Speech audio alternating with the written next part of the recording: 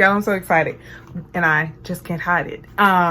So we're doing our first local poet, Miss J Katrice with Poetic Insanity. Sometimes words can drive you crazy. This is volume 1. There is a volume 2.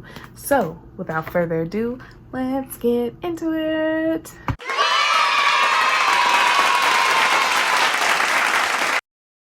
So we're about to get into it. So a little bit about J Katrice. I decided to cover her book first because one, I wanted to share my platform with other poets and to read other poets who aren't published by major publishing companies, who are on their journey, who it's their first book. So this met the criteria. It just came up in one of our workshops. We were in Coda, that's taught by Queen Sheba, who's a Grammy nominated poet. And I'll cover Queen Sheba's book once I get my hands on it. But anyways, about J Katrice, that's where we met. We met in workshop. She started writing in the 3rd grade. She graduated from Georgia Southern, and this is her first book. I don't know if I mentioned that yet. So let's get into it. I think the first book is always the bravest because you have to push through so many mental obstacles and to develop so many mental strategies on how to produce things that you know for a fact isn't going to be perfect. And I don't think there's anything more courageous than that for a writer, especially, is to make yourself vulnerable. So let's get into it. Poetic Insanity is the name of the book. It's also the name of her company. And then this is a photograph of Jay, actually. So this book is dedicated for those who use poetry to navigate the world, to navigate and process their emotional landscapes. And I think that's something you'll find very common in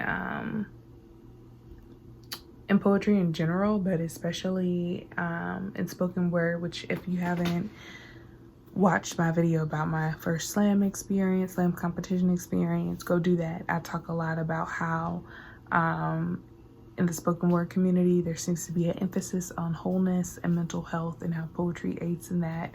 And then also the business side. So those seem to be hot topics. So this book is very much in alignment with that.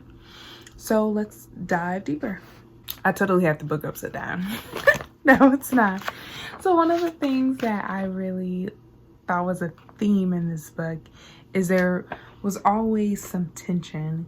So it was like up and down, like that was some language she used a lot. Things were up and down, crisscross.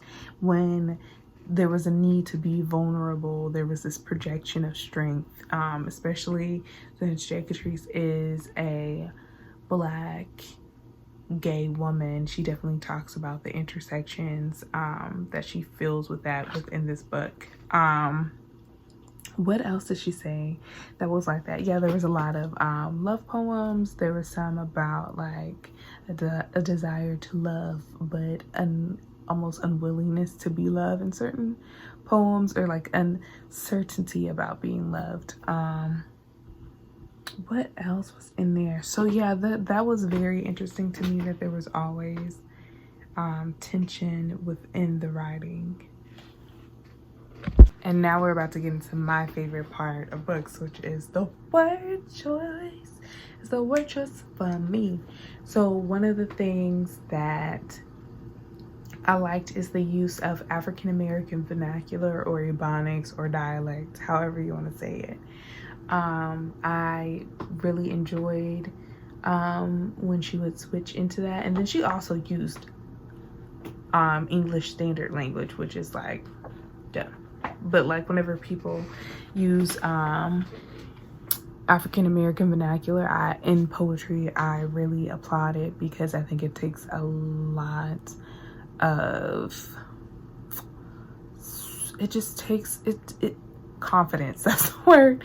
It takes a lot of confidence, because a lot of the time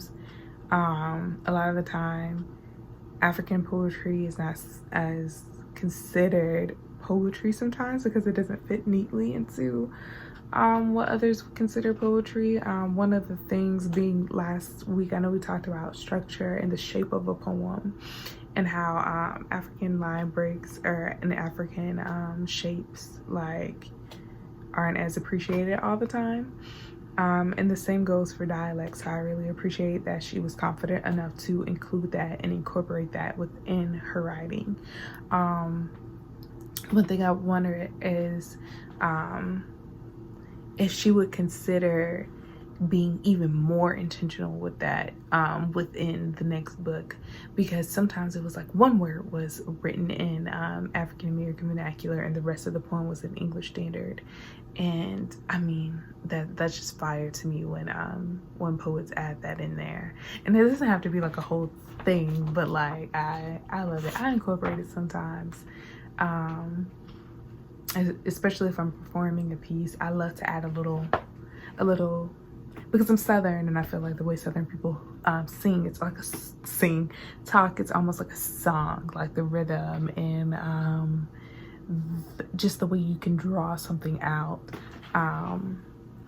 Even if you might not have a Southern accent, the way you speak can be Southern. Like, I think Maya Angelou referred it to like it's like sweet, like a sweet talk. But anyways, yeah, so I love that a lot, and I wonder if she'll use that in her upcoming book. So let's get into a poem by J Katrice called Mask. With mask on, we play roles entertaining the little gods for the big green one. King of things unknown, we parade around with novelty. This world is filled with glitz, glamour, and all that's tangible. One must have a true sense of self to hold on to love or anything else spirit guided. I lost myself once, twice, okay, 3 times or more. Running behind fame that would never count. Fame that eventually would count me out. On to the next is the lifestyle slogan. Remain relevant or you'll be tossed aside like Wednesday's trash. Narcissistic beings you become. Using makeup to cover more than just frown lines and dark circles behind those glittered lashes, and masculine chest lies empty shells.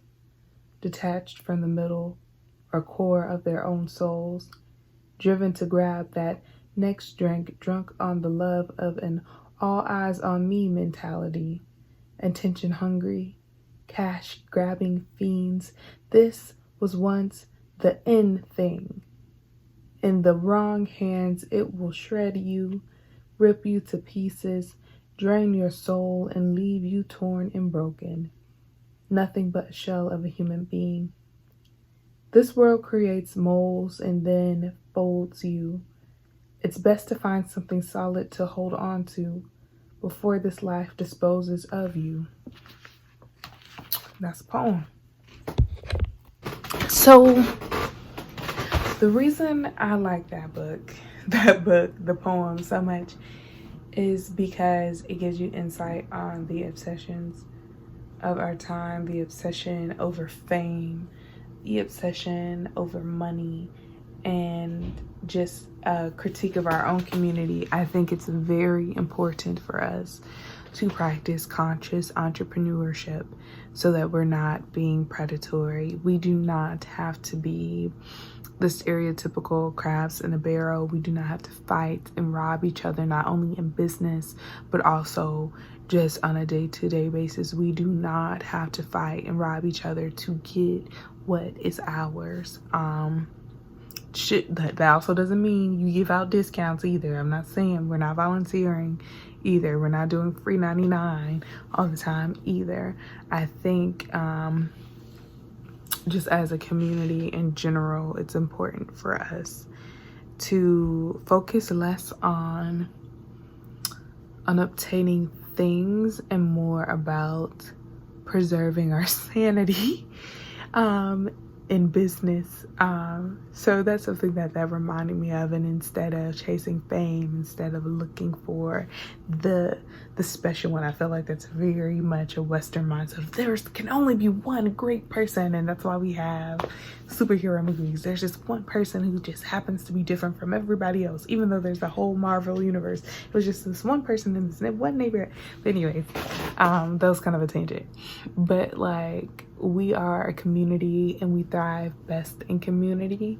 And I think a lot of the times when it comes to like fame specifically that she talks about, and I love that commentary, is that a lot of it is about being idolized, being followed, being valued. But you can be of value and you can have followers, or like more so people you are discipling or people you are mentoring or whatever your role is with them. But you can have influence and a greater impact within your community, and that the result doesn't have to be fame. There are so many other valuable things in life, and I don't think that's emphasized enough.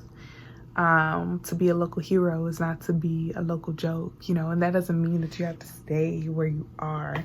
I just want to put that in perspective to you, that you can have 100 followers, but if you change the life of 12 or 10 or 2 in a powerful way, if you can change the course of somebody's life just by owning your influence and owning your power in your space, that is that's more than a lot of people. So I don't know, that was just on my heart to say that. So that's my book review of Poetic Insanity. Thank you so much, J Katrice, for writing this book, for stepping out on faith, for living in your purpose. There's also some prayers in here that I didn't mention. She wrote some prayers in the end that she prays for herself every day, if you want to look in that. So I think this book is really good for a beginner poet. If you want inspiration with writing your first book, this is a good book for you. If you are interested in things that are emotional, a little love poem, Black female queer perspective, this is a good book for you. And then also I'm gonna say it like that. So what else? Who else is this good for? This is good for people who want to support J Katrice if you know her. So go buy her book. I'll put a link to her book in the caption below. But yeah, again, we'll also be doing an Instagram live. We'll be talking about overcoming fear in publishing your first book. So get into it, y'all. We'll be out here giving motivation, but I am sleepy. I've been so sleepy lately. So I'm gonna tap out now. But thank you so much for looking up my YouTube channel, for watching my video. I really appreciate it. If you appreciate this, then share to your friends, purchase a book. Yeah, because we're all out here living our purpose. So have a good one. Bye.